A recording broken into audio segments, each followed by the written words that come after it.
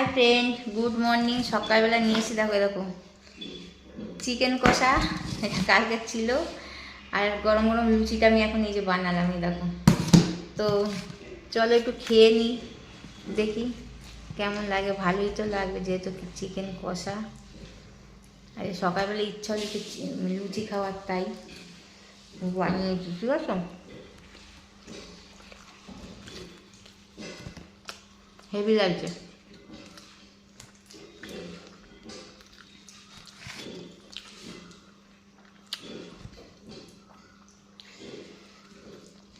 কিন্তু পুরো খাওয়ার ভিডিওটা আমি করতে পারবো না,